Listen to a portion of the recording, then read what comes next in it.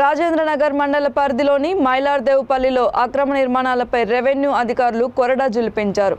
ఇక్కడ చేపట్టిన పలు అక్రమ నిర్మాణాలని రెవెన్యూ అధికారులు కూల్చివేశారు. సర్వే నెంబర్ 156/1లో గల ప్రభుత్వ భూమిని ఆక్రమించుకొని కొందరు అక్రమ నిర్మాణాలు చేపట్టారు.